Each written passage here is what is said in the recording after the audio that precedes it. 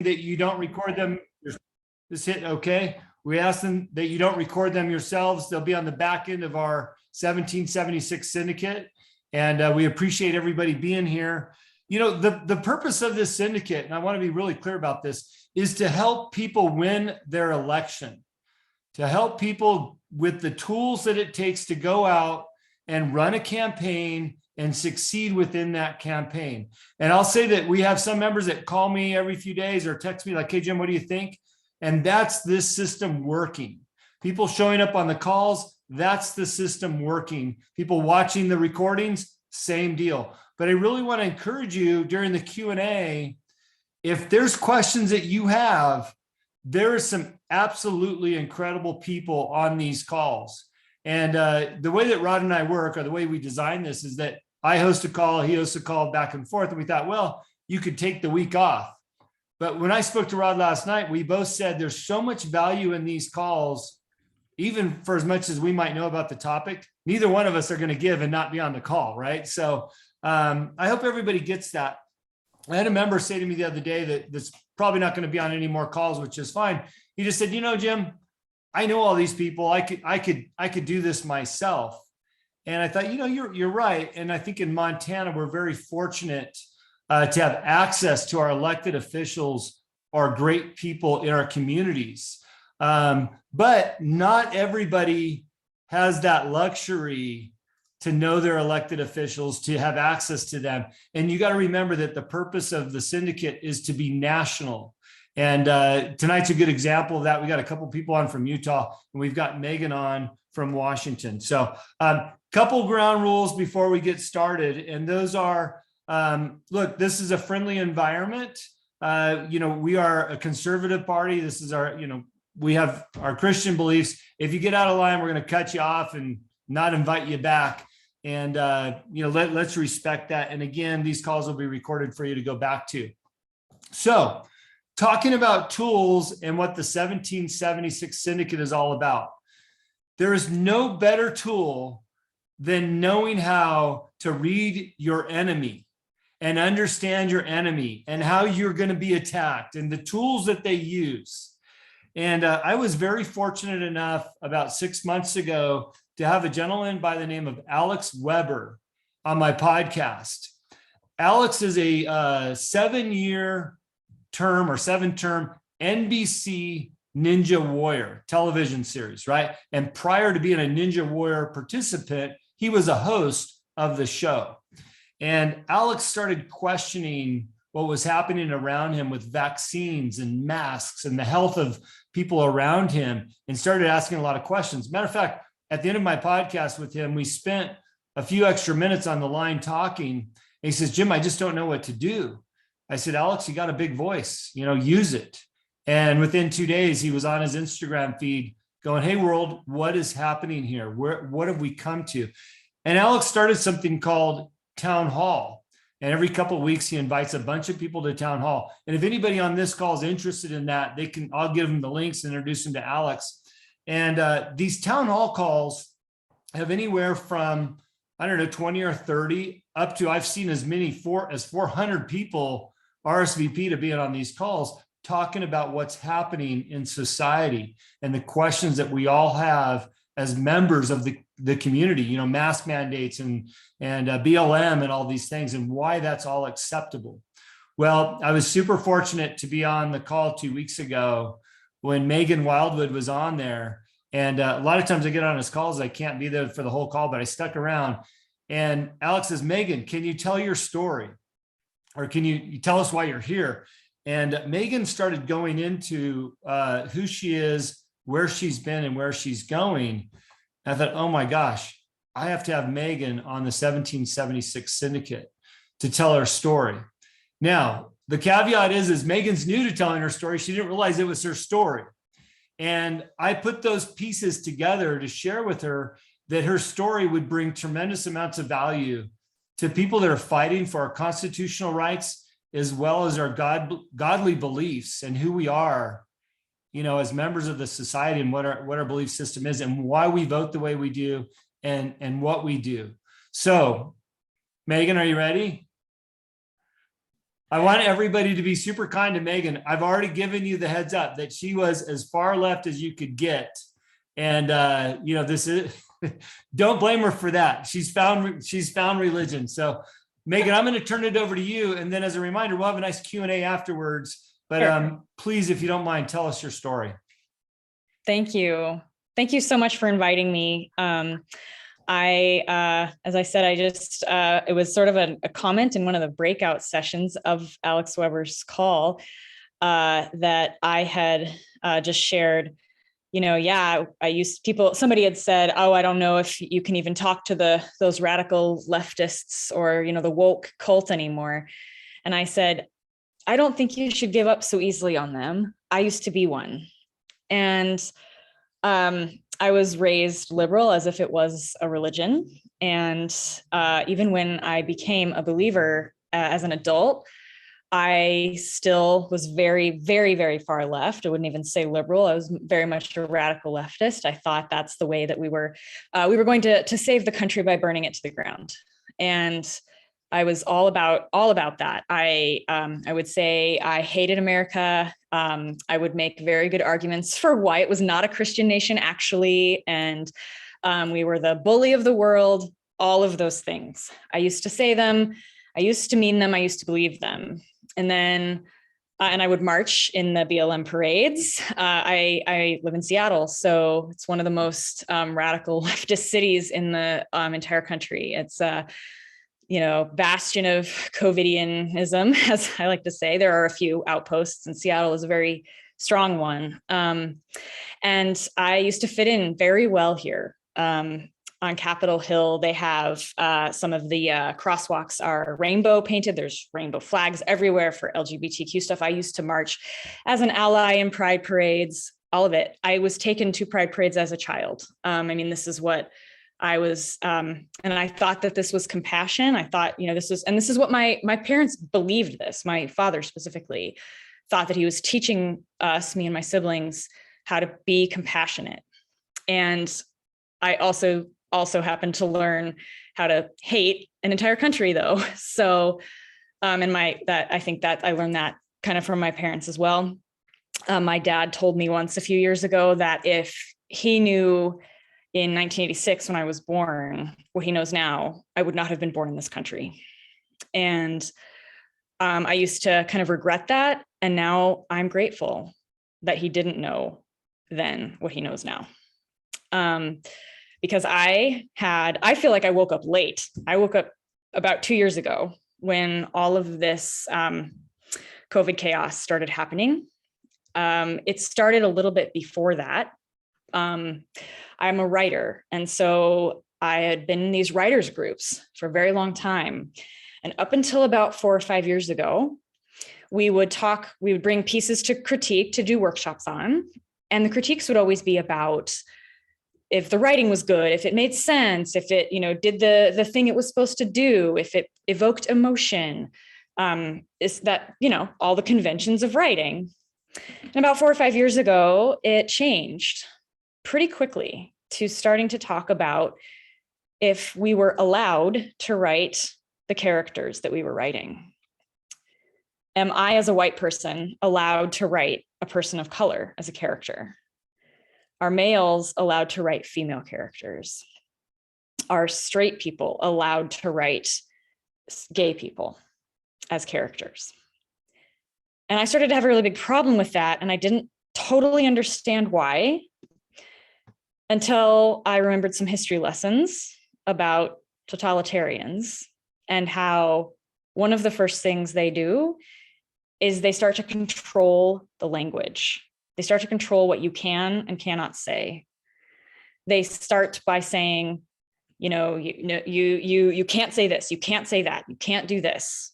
And then they start to mandate what you have to say. And because I'm a writer and I breathe, live, think, do all the things in words, this felt a little bit threatening to me. And I still didn't know why. I still marched in the BLM parades and still I was still an ally. I still said my pronouns as if they were part of my name. Like as if you couldn't tell by looking at me what my pronouns are, or as if that was even the most important part of my identity. But then when it started to be kind of very strongly recommended that you say your pronouns at work, then I was like, well, but this is compulsory identification. I don't want to do that. Even if you couldn't tell by looking at me what my gender was, that's not actually the most important part of my identity. So what is this compulsory allyship stuff about? And so it was these little cracks over and over. And then COVID happened. And I thought, oh, surely everybody's going to recognize that the government actually cannot tell you not to gather. They cannot tell you not to go to church. They cannot tell you to cover your face. They can't. Clearly, this is just going to be a little blip. People will figure it out. And obviously, that's not what happened. So for a while, I felt like I was the only person in Seattle who was like, I see the problem. The problem isn't just the government. The problem is people go along with it. And so when I started to talk to people about how, so actually it's a violation of our constitutionally protected rights to say you can't gather, you can't go to church, you can't move about, you have to stay in your homes. This is a violation of the Constitution. Nobody cared. That was actually the scariest thing. I thought, oh, surely people just don't know. Maybe they just don't know. And I was wrong. It's not true that nobody cares. There are what we call freedom fighters here in Seattle, and a lot of my friends are part of that. But at the very beginning, it really felt like I was screaming into a void. And so I was like, why aren't people standing up? I was hearing what was going on in the UK. I was hearing what was going on in Australia. And I was like, this is only going to get worse, especially if people don't stand up now. But the problem is that the woke cult, the radical leftists, already think they're standing up, that they already think they're doing that by promoting things like critical race theory, social emotional learning, staying at home, things that go along with cult. And I know exactly how they think because I used to think that way until COVID. And so I was like, okay, I can't really argue the Constitution with them because they already think that it's a racist document. They think that the reason that it exists is to keep white men in power and to keep everybody else underneath them. If not actual property, then kind of in function property, because that's what I used to think. And so I was like, I gotta figure out how to talk to these people. And then I realized I actually already kind of know how to talk to these people because I used to be one. What would I have said to myself if I had gone along the COVIDian route, as it were? And so I've started to try out those types of conversations with folks. And surprisingly, it's started to work a little bit. And so the main message that when Alex said, please share at the town hall, it was because of my belief that no one is lost. If I can wake up, I was like totally groomed to be a COVIDian. I call them COVIDians because this is the new godless religion. Is kind of how I'm seeing it over here in Seattle. And there's no reason that I should not have been a complete COVIDian, other than there were already these little cracks everywhere. And so I started to look for the cracks that I was seeing in that other people were noticing.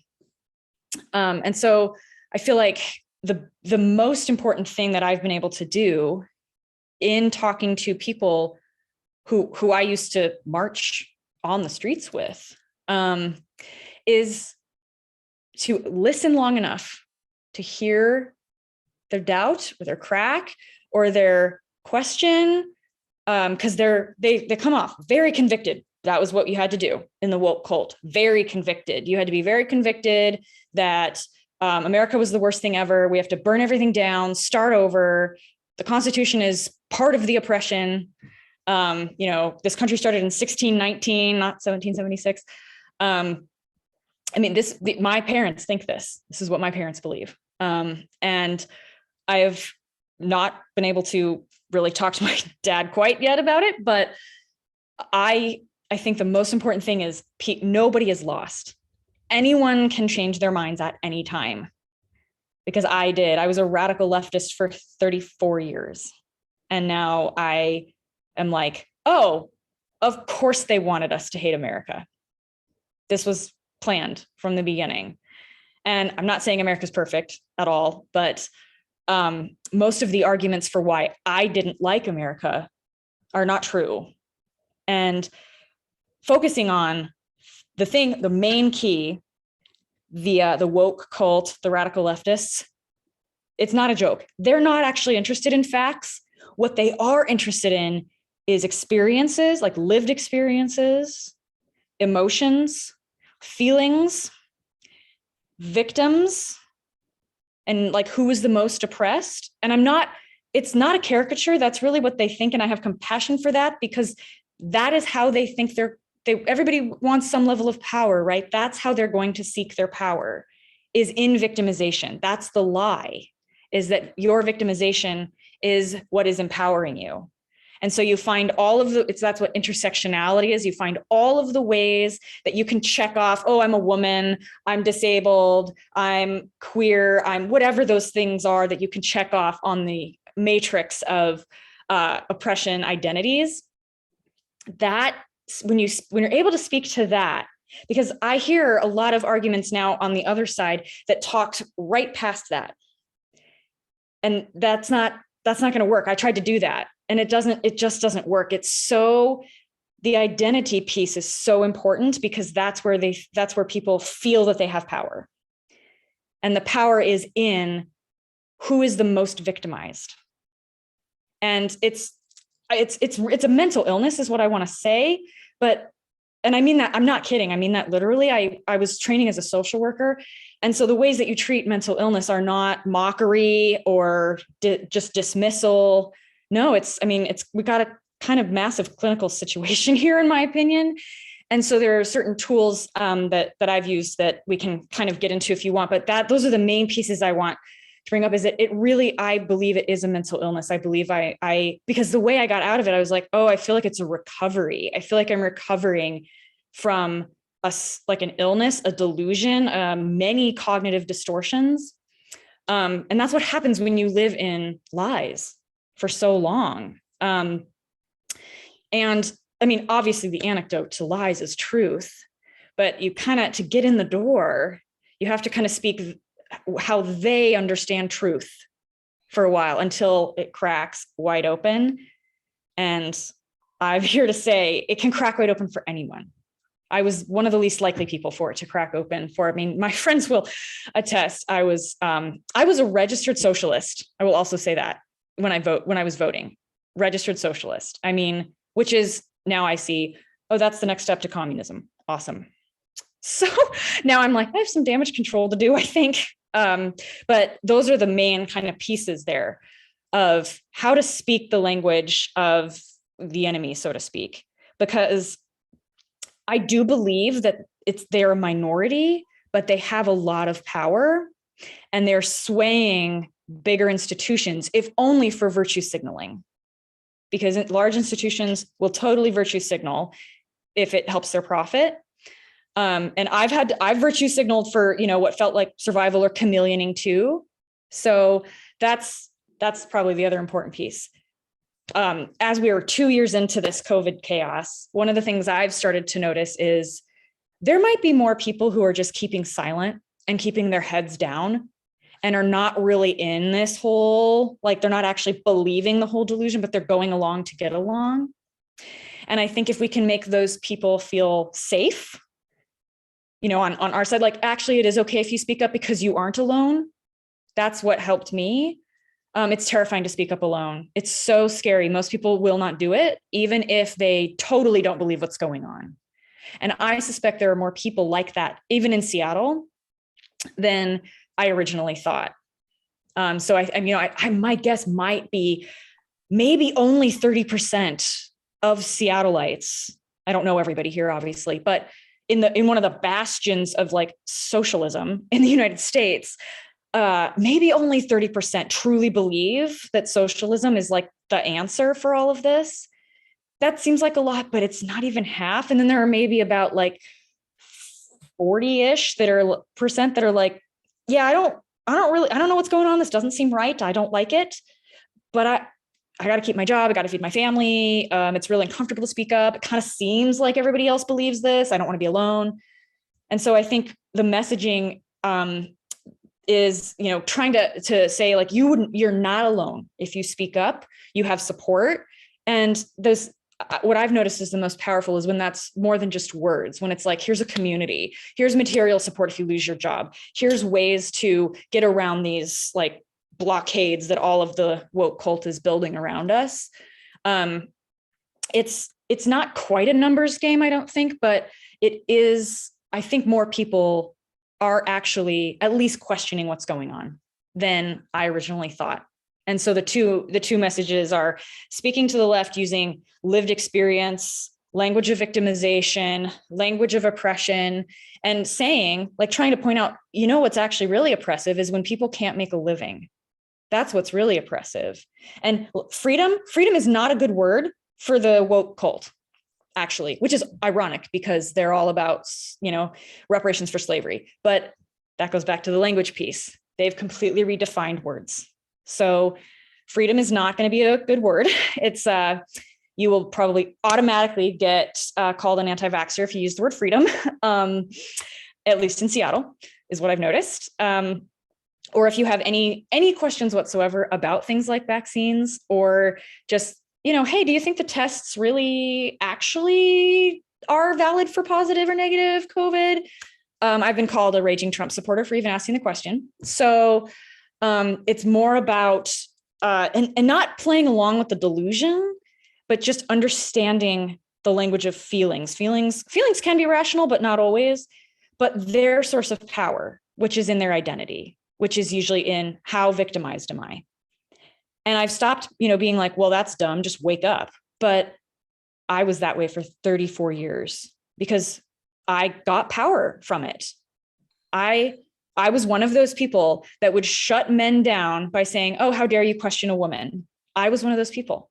And so, which is awful. If you actually believe in equality, that's really awful. I've done it to my friends, and it's not great at all. But if you can hear that as this person feels completely disempowered right now. And if you want to speak to them, okay, how can I make them feel empowered without giving into the delusion? And that's hard to do, but kind of validating and even calling it out. I hear you feel incredibly disempowered. That has really like taken the claws back when people have gotten all, I ask a question about COVID and people freak out, but then it's like, I see that you feel really disempowered by your position in society. And, people have valid lived experiences, whatever. So speaking to that is what I found to be the most helpful. And then bringing in facts and truth later after they've already started to question, because, we don't abandon the truth. We don't pretend it's not a thing. We don't play along with the delusion. I was a social worker for a while, and we don't tell the people who are asking us if we can hear the voices. Yes, we can. If we don't, we don't do that. So this is a little bit like that. Like they're hearing these voices of you are oppressed and that is your source of power, which they might not be oppressed, and that's definitely not the source of power, but that's their world. So finding a way to enter that and validating that's how they feel. Feelings, so important, which is very exhausting. I just want to validate that's very exhausting. I lived it for 34 years and I had adrenal fatigue from it. So, but that's the way in. And I think that because they have gained so much power in the culture, they can't be ignored. But I think they are smaller. The group in number is definitely smaller than, at least that I thought it was 2 years ago. And people are definitely willing to listen when you allow them to speak first. And when you show and demonstrate that you understand, you don't have to agree, It's going to sound like they're demanding that you agree with them. That I've learned is a signal that they feel very unsafe. Demanding agreement, that's what I did. I demanded agreement because I felt very unsafe. And so, you can't make anybody feel safe around you, of course, but validating feelings, not arguing, not throwing facts at them before they're ready, all of that, giving space is a way to invite safety, which is a way to get people to then listen and start considering your side. And I will say it took me 4 or 5 years to get to this place. So I think it might be faster now that we've seen like a lot of governments overplay their hand and a lot of people have woken up from this. That's the other thing. A lot of people have already woken up. It doesn't seem like it, but they have. I know several people who COVID has caused to wake up. So, but continuing to like leaving space for someone does not mean you have to abandon your position. Because when I talk to people, I don't say like, oh my gosh, you're right. That's horrible. I just say, tell me how you feel. Yep. Yeah, I hear you feel this. I hear you feel that. It's a little bit like being a therapist, but it kind of works to just say, how does that make you feel? And then like not argue with the feeling, because the feeling is not a fact. They kind of think it is, but those are the things that I've learned that are working. It's a much slower process, but if you kind of go in knowing that, you can have a lot more patience with it. And if you show that you're someone who isn't just going to go bashing people over the head with their individual rights, because people on my former side find individual rights threatening. And I actually do understand why. I don't agree with it, but I do understand why. So using those buzzwords is going to be like, oh, wait, so you don't care if you kill grandma. This is how that usually goes when you bring up individual rights, at least right at the beginning. Because they don't feel safe. They don't feel safe in the world. And so if you are free to make whatever choice, as you are free to make whatever choice is best for you, they already don't feel safe. So they're going to project that lack of safety onto you because they've been told that they're not safe. This is what the cult ideology is. You're not safe in the world. We need to make the world safe for everyone. And that means that everybody has to be exactly the same, which is socialism. So those are the main things. I mean, I can answer questions or like we, go through specific things. I'm still learning the bridge, but because I thought that way for so long, I know like, oh, that's a buzzword that's not going to go well, or these arguments just don't register because they didn't register with me for a very long time. But yeah, Megan, if I can wake up, anybody can wake up. Megan, I want to thank you for your transparency and your honesty and finally your bravery. I couldn't imagine what it's like living in Seattle and holding the position you have. I have a couple of brief questions to set the stage a little bit. And I know I've already got a couple from some of our members here to ask you as well. But, I think it's important as we run, the people on this call are running for elections. We want to make a difference. We want to add value to our community here.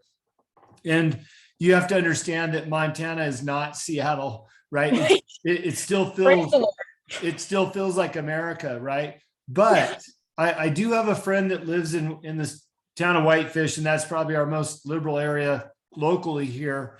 And he came from Minnesota, Minneapolis to be specific. He said, he said it was my city council that defunded the police, right? Yeah. And he says, what you don't understand, Jim, is it's coming to Montana. Yes. It will be here if we don't do something about it. So what I'd like, if you don't mind, if you can just briefly state, like literally, how bad is it in Seattle, firsthand knowledge, and what could be coming here if these people on this call don't really get involved? How bad could it be? Seattle also defunded the police by half. They cut their police budget in half. This was before COVID. Downtown Seattle, I've lived in Seattle 15 years. So I moved in 2006 and when it was a small town still. And downtown was fine to walk through, kind of small, beautiful. Seattle is a beautiful city. And I loved it. I would walk from, one end to the other. I would go to the Space Needle. I would go to Elliott Bay, which is Puget Sound. It's gorgeous. It's probably, the summers here are amazing. And now, 15 years later, more so since we defunded our police by half, Seattle, and I know this as a social worker also, Seattle's downtown is an open air drug scene. I watch them in the middle of downtown. I'm on the bus. I'm watching them shoot heroin and cocaine outside the courthouse. And the police, like, we could do something about it because we didn't decriminalize like Oregon did, but we don't have enough police staff to do so because they're dealing with the fatal shootings. There have been 3 fatal shootings in downtown in Seattle in the last month. I just witnessed one last week. I don't feel safe walking in downtown Seattle by myself during the day now. And that was not the case before. I mean, I didn't really feel safe at night. It's because I'm a woman, but like during the day, I will not be downtown by myself if I can help it. And I will carry my mace where everyone can see it if I have to. And I mean, I never used to have to do that. And I mean, really, if I have to be downtown at all, I will try to have a man with me. This is not how that used to be. And I have some friends who are men who don't feel safe either. So I don't mean to play the whole like, well, if you're a man, you're totally fine. Like, why would you ever feel unsafe? I totally used to think that, but I do not think that now. It's really bad. I avoid downtown.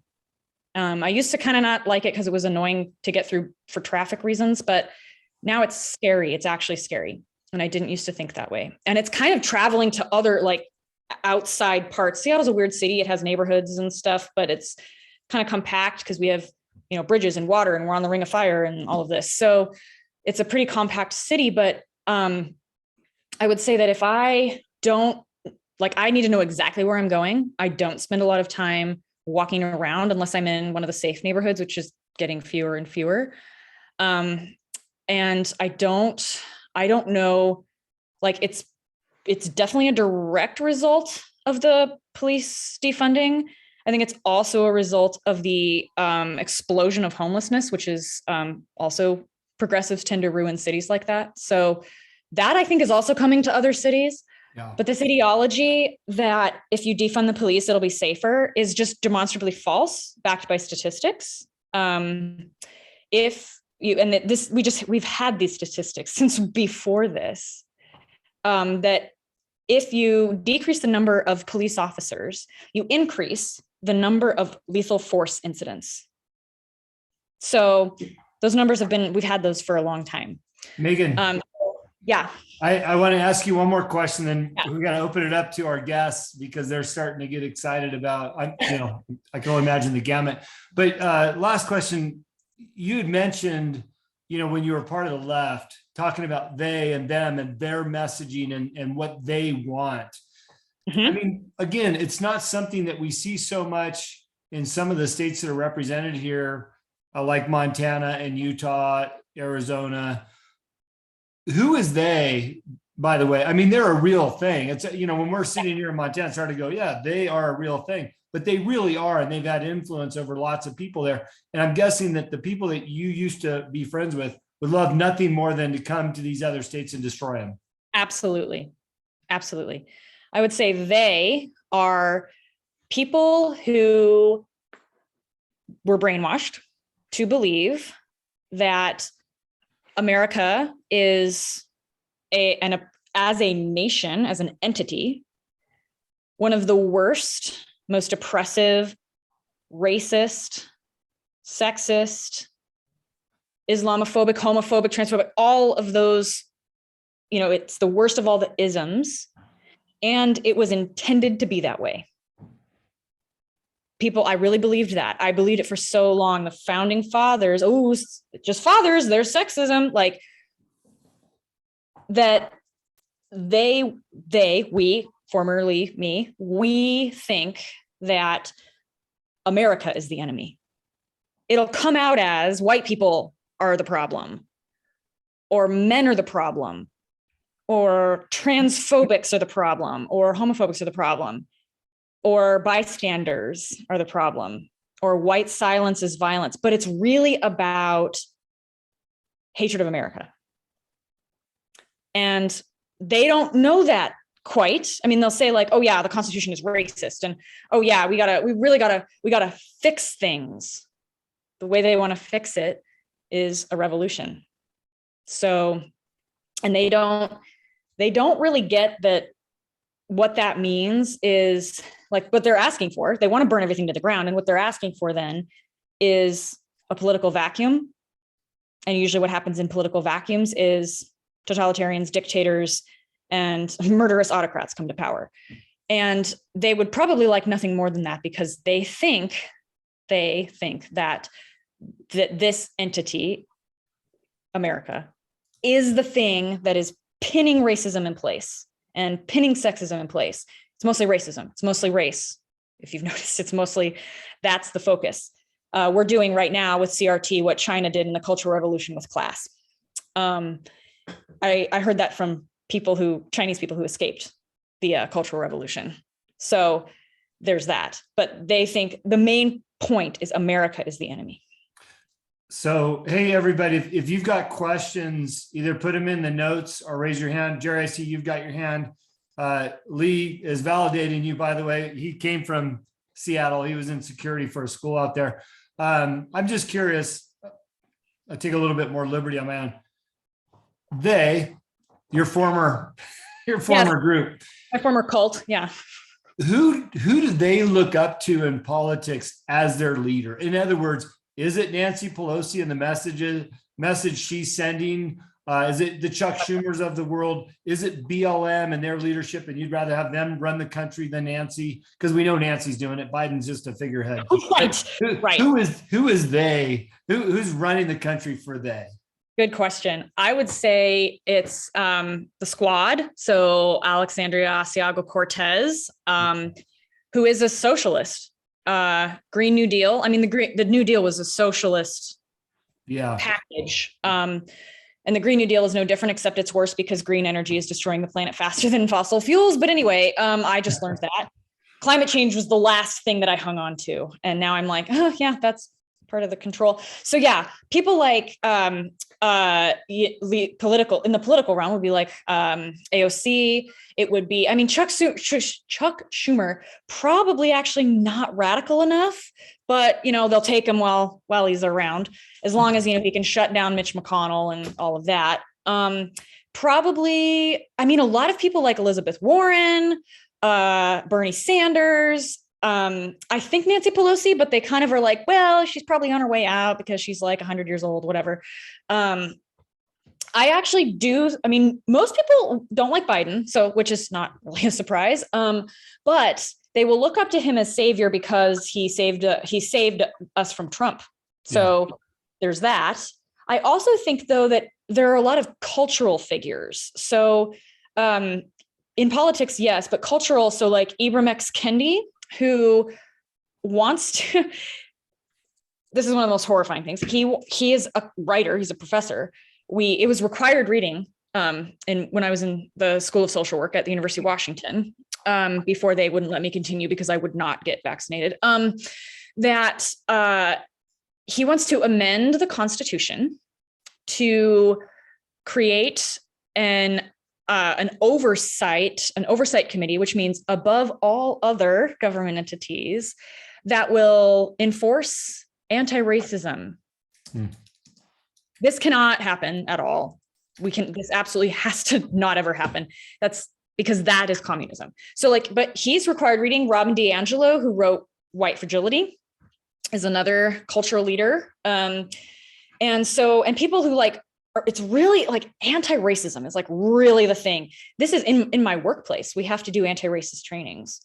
And in any training, if we don't talk about, like we were trying to do a trauma-informed care training, if we didn't talk about race, like it actually got shut down. So go look, like who are the big voices in your area talking about anti-racism? Because those are the people that the woke cult is going to look up to. Somebody who's speaking very clearly about what critical race theory actually is, who's not for it, is James Lindsay. So I recommend his resources. to fully understand what critical race theory actually is and what it's actually doing, because it's Marxism, it's race Marxism, identity race Marxism. And he has amazing videos on YouTube. I'm kind of surprised they haven't been taken down yet, but here they are, about and social emotional learning, what they are and what they're doing.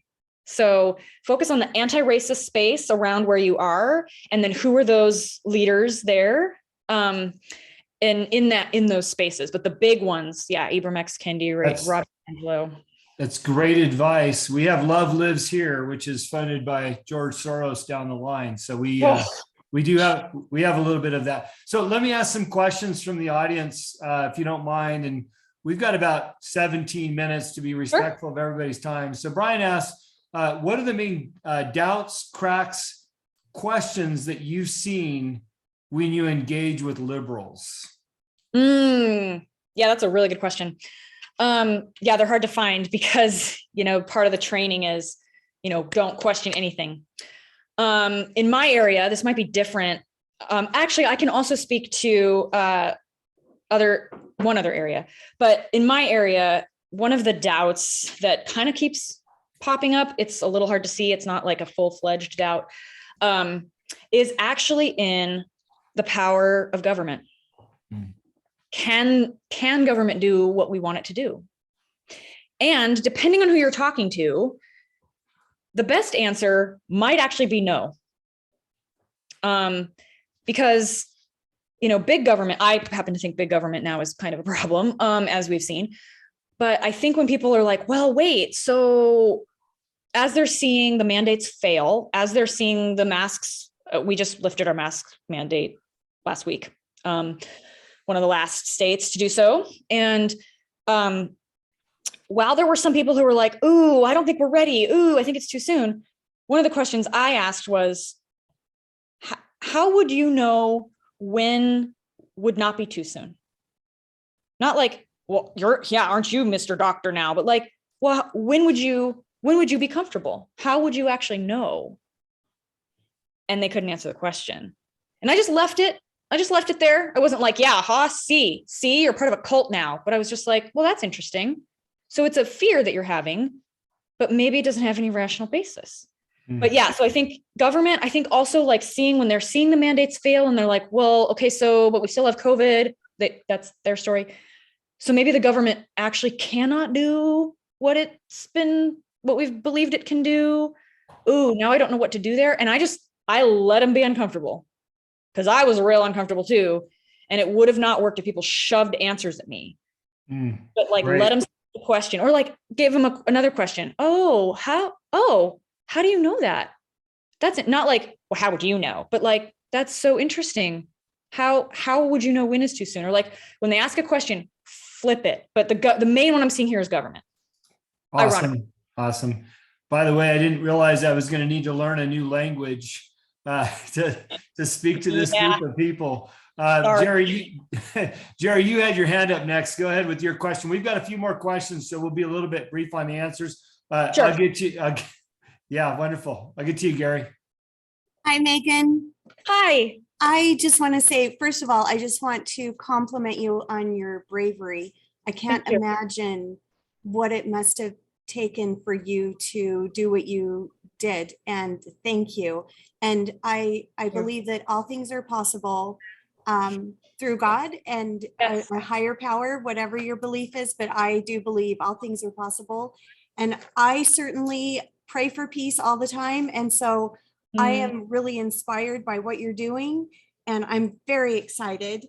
So I'm all about what you're doing. And I'm hoping that it's going to be contagious. And so, super excited. My questions for you, I have many, and I'll try to just zip it down to one or two.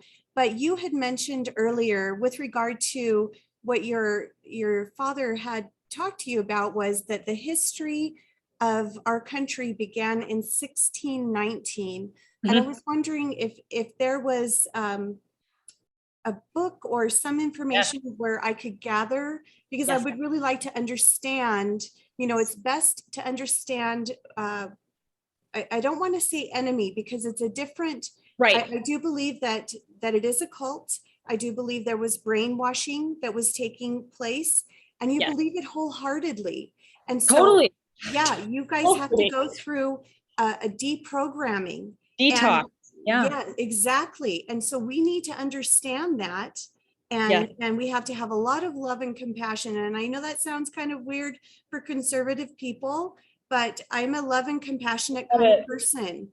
I love it. And we do as Jesus would do. And he loved us all Absolutely. because we are sisters and brothers here on this earth.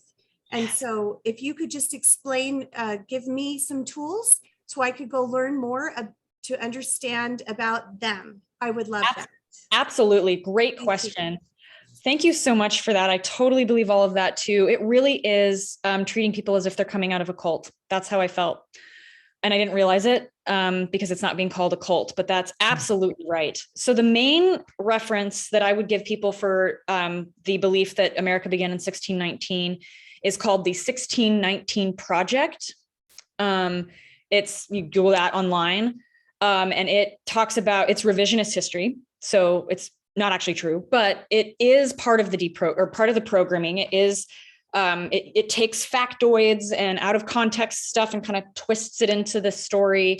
1619 was when the first slave was brought over from, it's when the transatlantic slave trade started. So that's where they pin that into the Virginia colony. So that's why they picked that to say that America was founded on slavery and stolen labor and stolen land as well.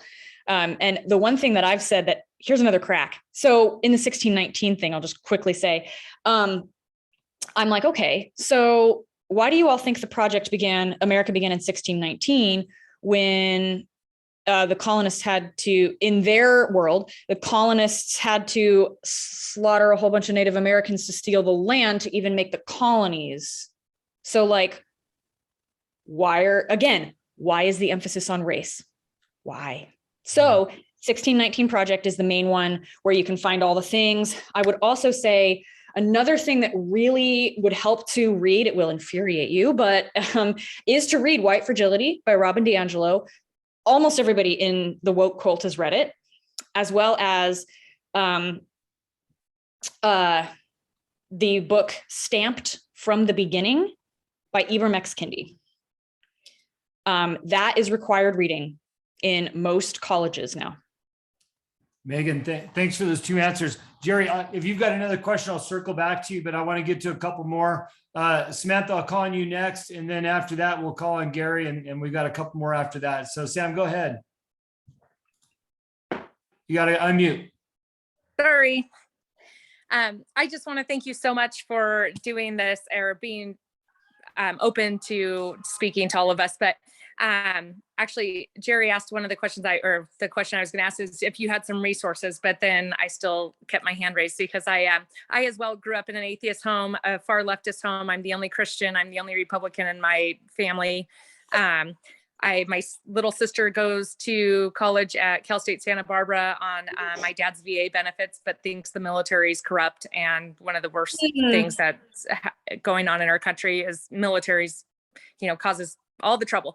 Anyways, so I want to thank you very much for speaking up. I did also, I sometimes say in my mind, like, oh gosh, they're mentally ill. And you alluded to that. And so thank you for not making me feel like crazy when I tell them like, well, you have something wrong. You have something wrong in your head. Yeah. It's a legit really great resources. Yeah. Thank you so much for sharing those. That was my question was, hey, do you have some resources? Like I'm open to reading something of what has caused this crazy thoughts in their heads and how did they get here?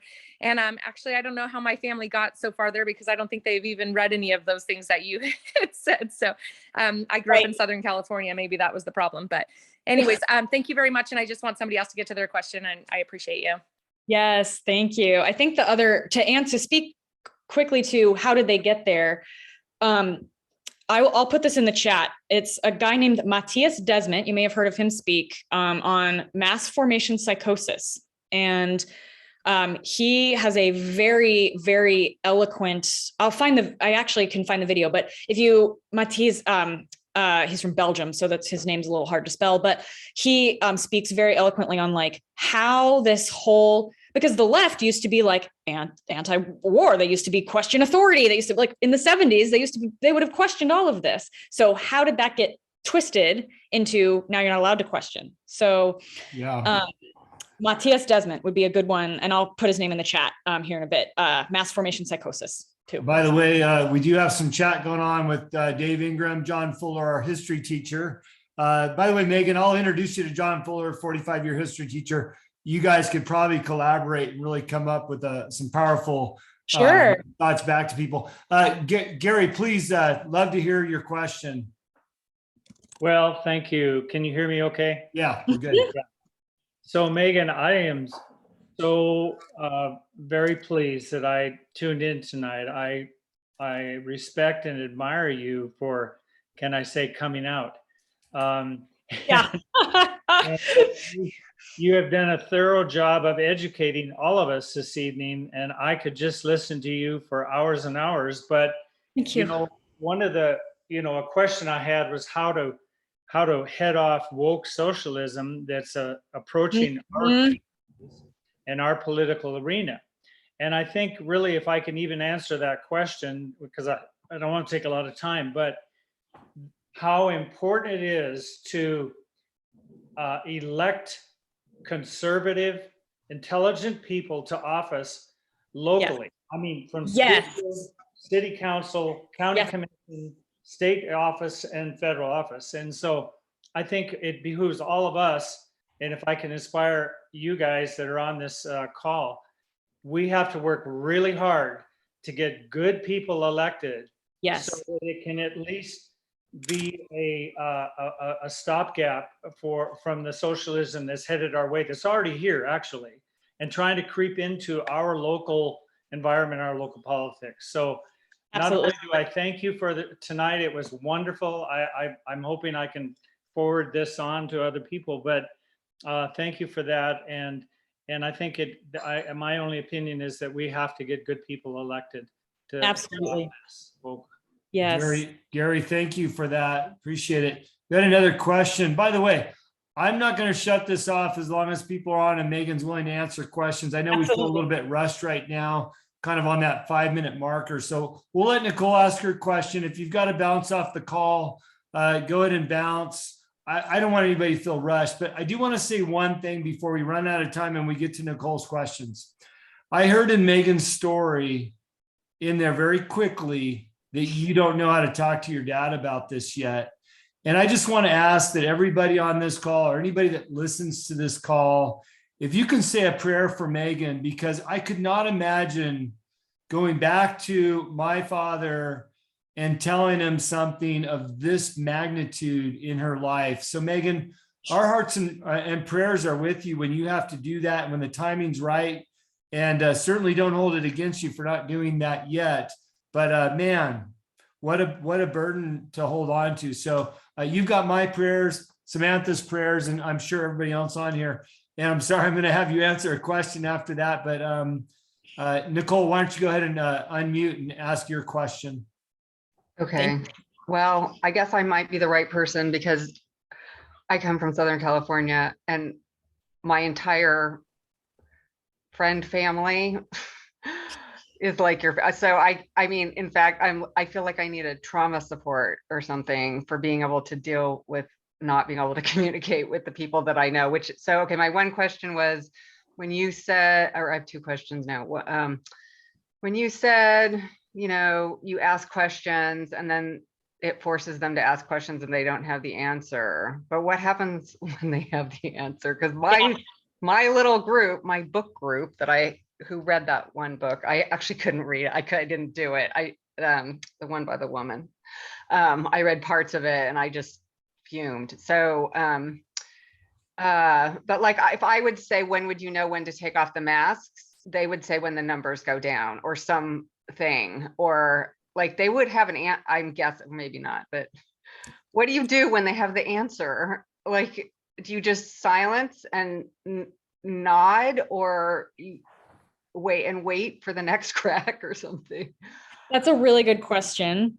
It depends on, I've done a couple of different strategies. One is if it's with folks who are not necessarily militant, but they're more afraid, because I have compassion for fear. I mean, a lot of my life was lived out of fear. That's actually why I was in a cult. I mean, that's how they get you in the cult. So if I can sense that it's more fear rather than like, and even anger can come off as fear. So if I'm like, okay, if the driving factor is fear, then I kind of ask another gentle question. So if I say like, okay, so you think it's too soon. Well, how will you know when it's not too soon? And they say when the numbers go down. This is a conversation I've had with somebody. And I say, whose numbers?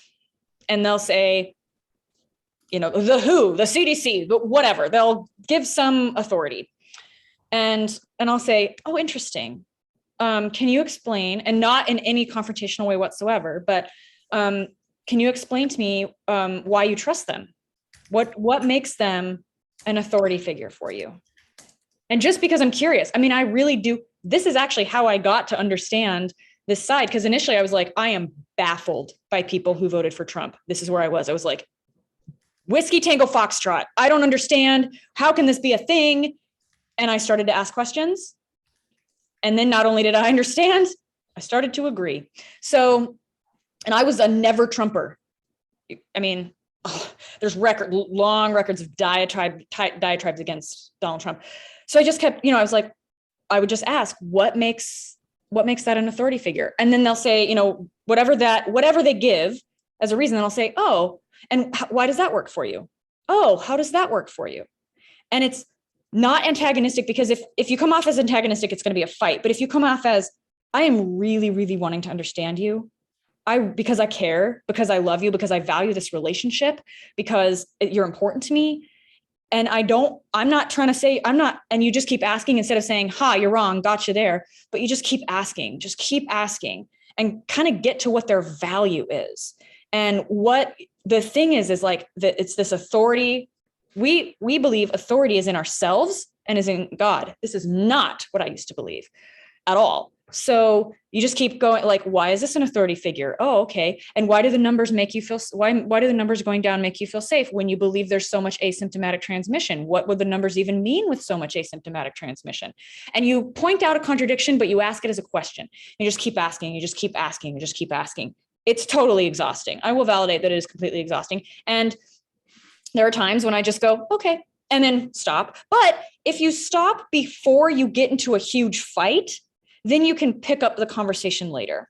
And you don't want to spend all of your relational capital on fighting with people. There are people who you will not be able to talk to. And that is when I disengage. When somebody's just like, how dare you even ask? You want to kill grandma. If it's that kind of a response, I don't even waste my time like trying to defend myself anymore. But also that does potentially preserve capital too, because if you just don't argue with somebody like that, like, I don't want to kill grandma. How dare, like I used to have all these really great arguments for why I don't want to kill grandma. That they don't care. They've already made up their mind that you want to kill grandma. And so that in that point, I just kind of say, I just say, gosh, I'm really, really sorry that you feel that way or something, and say it in sincere ways, because it can totally be misconstrued as sarcasm or, and I'm sorry you feel that way is definitely not something that would have worked for me. But just if they're coming at you with an accusation, you ask a question, they accuse you instead of answering it. That is more of the I'm trying to preserve my identity because I don't actually have an answer to your question. That's, and they don't want to engage. So you kind of respect I don't want to engage, but you can preserve the relationship just by, and it's really hard because I learned very, very well how to trigger people. This is what cult thinking does. It teaches you how to trigger people because you're triggered all the time. So you just kind of back off and be calm. And you there are times when you don't engage. Those are the people who don't answer the questions, like they think they have the answer. They're the ones who are gonna, if you get answered with an accusation, disengage. Respectful. Thanks, Megan. Thank you. Sorry, I didn't mean to cut you off there. Sorry. No problem. Yeah, I'm a talker. So here's what we're gonna do. I've got two statements. Rod's gonna introduce next week's call, and then I'm gonna stay on. I'll keep the call open in case anybody else has a question. Megan, if you don't mind, I see you shaking your head. Thank you so much. Yeah. And I will have one final question for you for the group.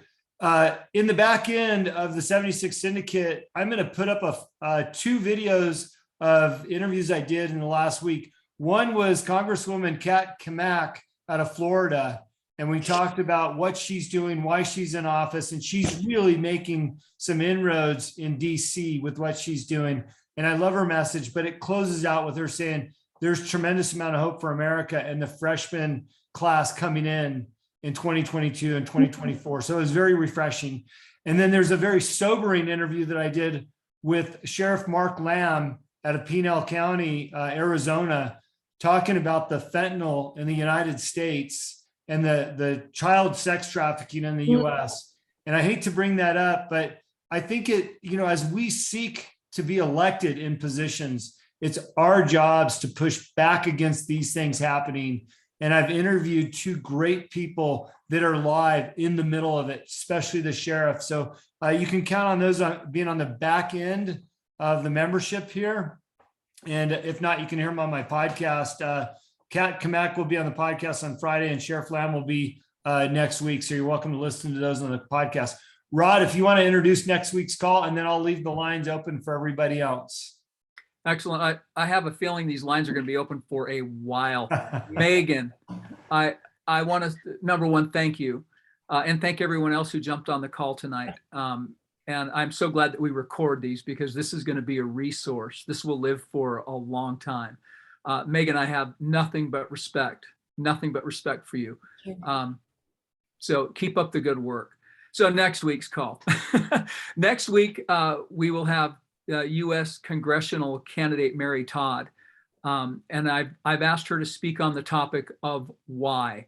Why do you get involved? What is your why? And I'm giving her every opportunity to tell her story. And if some of you don't know what that is, her son was assassinated by the Chinese government because he refused to turn over high-tech items. She's written a book called Hard Drive, but she is going to give us an up-close look at the belly of the beast, the Chinese-US government connection, how deep it goes. And she is empowered to fight back even at that level, which should empower all of us to fight back just in our neighborhoods, in our schools. So it's going to be an excellent call. We've got some powerful women here. I'm telling you what, I'm so excited. And then even down the road, we've got more guests lined up that are going to open that up for us. So again, much respect, Megan. Thank you very much. Join us on next week's call, everybody. It's some momentum and a lot of power going. And Thanks. Great job, Jim. Thanks. Thanks, Rod. Megan, I'm just curious because I asked the same question of our Congresswoman as well as the sheriff on those interviews I just talked about. You're in the belly of the beast per se in Seattle there. Do you see hope for what's happening and some of these people waking up finally in Seattle? Do you see hope over there? Because we feel a lot of hope in Montana, and we certainly have some great people on the call, but do you feel hopeful over there? That's such a good question.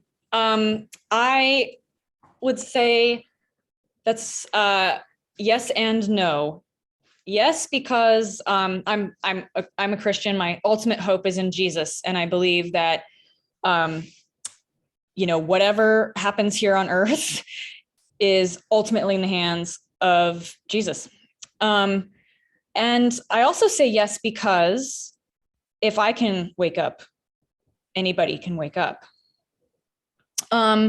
I say no on a human level because while I'm not the only person in Seattle who is not going along with this stuff. So there are people here who are fighting. There are rallies. There have been a weekly rally in Seattle in downtown Westlake Center, which is actually near where two of the fatal shootings were. That are they've been meeting for over a year. They are now getting called Nazis, not just anti-vaxxers, but Nazis. So this is how you know that the left is just redefining words and using them however they want, because obviously a Nazi has nothing to do with freedom demonstration at all. So I would say that, on the human level, no, but I also see people who are not giving up I also see people who are waking up to this need to run for office locally. That is absolutely the answer. We can say like, oh, well, we got to get another Donald Trump. We got to get somebody in the presidential office. Of course, we don't want a communist Chinese puppet in office. We don't want that. That's not helpful. But the power is in local elections. And usually in Seattle, we have the choices of socialist or Democrat. We actually did elect a Republican attorney to one of our local offices here for the first time in quite a while. So on that level, I think some people are starting to, even if they don't totally understand all of the implications of this, they're tired of the mandates. They're tired of being told what to do by the government, even if, they otherwise would have trusted the government. So one of the things that does make me a little nervous is the lifting of the mandates, though, because then people think, oh, we won. It's over. And I it's not even close to being over. But the yes wins out. There is hope, mostly because I woke up. If I can do it, anybody can do it. And if there are more and more people at these rallies in Seattle. So it's still like less than 100, but that's a lot for Seattle. So are you running for any office? When Jim originally reached out to me, I was like, oh, I'm not running. What is this? I'm not running for any office. But I'm now considering it, given the words I just said. So I think you have at least 13 or many more supporters, at least across the states that represent here. Megan, I'll ask you a silly question just to bring a little lightheartedness. If Trump runs in 2024, are you going to vote for him? Yeah, probably. Which, my father would die of a heart attack if he ever heard me say that. This is the hard thing. He and I used to agree on politics on everything. Yeah. Well, and he and I have matching personalities. So you can imagine how the conversation would go now. Sure. Well, I kind of put you on the spot there. Dave Ingram, what was the wedge that started your journey to waking up? The wedge. Yeah. I keep going back to the writing thing. I really think it was what do you mean I'm not allowed to write a character? What? I'm allowed to write whatever I want to write. I'm not going to do it badly. I will do my research, but that's the thing. Fiction. I'm a fiction writer. I'm a nonfiction writer as well. I'm a poet, but fiction has been shown to catalyze empathy. If the people on the left, my former cult, want inclusion, empathy, equity, all of this, and then they bar people from trying to understand them well enough to write good characters, they're shooting themselves in the foot. Yeah. And part of my hope is that this actually is a house of cards and it is all going to crumble because it's inherently contradictory. That's all cults are. That's why it's a mental illness. So you have to start with fear. But the wedge is, wait, you're telling me I can't write a character unless it's female, white, millennial? What's the point? Megan, it's not a silly question. It's actually more of a curious question. When you were part of the marches and whatever antics were going on there, why didn't people question, or maybe they did, I'd love to hear. You're in a BLM march and there's a pallet of bricks that got dropped off at the corner. Are people not going, hey, who dropped the pallet of bricks off? Or were they not questioning the morality of that happening? Or why are we given tools? Or why are we allowed to break those windows? Did good common sense people, I got to imagine that everybody's got some common sense. Where did that go during these marches and when the pallets were showing up? Yeah, that's a really good question. So what I saw was people watching other people. And if one person was like, oh, cool, I'm going to take advantage of this, everybody else did it too. So I think critical thinking skills fell by the groupthink wayside. And I think it got out of hand so fast that people started to feel like, oh, I'm going to be left out if I question. oh, I'm gonna rain on this parade, but maybe I'm on the side of injustice now. It happened so fast every time. And I would think that people maybe questioned, I'm actually, as I go back over all of those marches I was in and all of the protests and things, and I was like, because I was questioning, but I was like, well, I'm not saying anything. Because I was like, I'm pretty sure we probably shouldn't set fire to that cop car. Thinking that's not a good idea. And then I didn't stop. I don't know that I myself could have stopped it, but I also did not say anything. So until I eventually was like, yeah, no, I can't even be part of this. But I just think so many people, there were more people that knew it was wrong, knew that they shouldn't be doing what they were doing, but didn't see anyone else speak up. They saw no one else speak up. And then eventually they were just going along and they went along with the momentum, which is why I think that's why I'm like, well, I'm speaking up now because there were so many times I didn't. And so many times that I should have, and I wish that I would have, and it might've empowered others to stand up too. So in those situations, just like the bricks showing up out of the middle of nowhere, right? Pallet of bricks there. Yeah. Do you believe, because this is my understanding, that there were also plants of people that were the ones that were empowered to throw that first brick or light that first match, so that then the mob mentality began after that? Do you believe that to be true? I actually do, partly because I have a friend who is married to a cop in Portland, and obviously there were lots of that. There were more dangerous riots in Portland than there were in Seattle. And most of there were a lot of people who were like from out of town conveniently, or who, kind of were just visiting. And so it's like, oh yeah, you can like incite violence and then leave because you don't live here. So I don't have a lot of details on that, but I mean, that's what my friend who's married to a cop, that's what he and his colleagues think too, that like, oh yeah, it would be really easy for someone to come in, be the first brick thrower and then leave because, they have somewhere else to go. It's not their town. They got another brick to throw somewhere else. Right. Just curious, amongst the left groups that you were spending time with, Mm-hmm. was it commonly known like, hey, we don't want to go over that area because they're going to push back too hard? Like, I know when the left showed up here in Kalispell, there was 100 guys with kits and military. Lee on the phone call, I don't know if he's still on, but he's got his AR. Nothing's happening downtown Kalispell, right? Was there that mentality like, we better not go there? So you found easy targets? I think Seattle as a whole is an easy target. And partly the reason I think that is because I don't know. Okay, that's not true. I know one person who owns a gun, but they don't live in Seattle. In Seattle, I don't know anybody who owns a gun. And when there was that Chaz, the Capitol Hill Autonomous Zone, which is where they shut down the precinct, the police precinct on Capitol Hill, part of the reason they were able to do that is because there were so few police officers. Like it's just such a different mentality here where it's like, we hear we're all in this together. We hear, oh, we got interdependence, solidarity. These are all dog whistle words for socialism, by the way, but which I didn't know until I was like, oh, they redefine all the words so that if you use it wrong, then you're against caring about other people is how that turns out.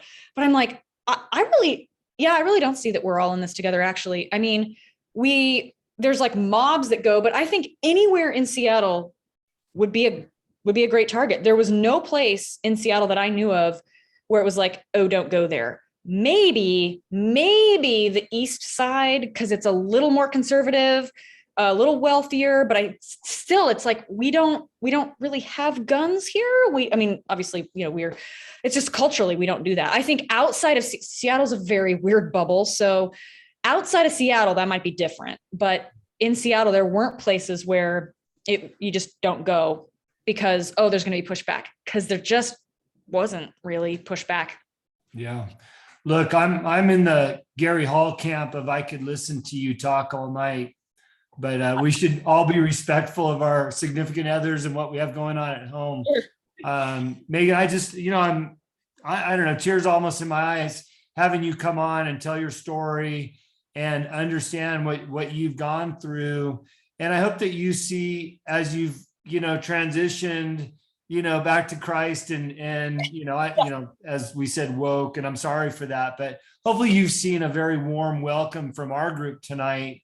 And Yeah. I'm sure that you've gained many more friends. We've got over 70 people in our syndicate.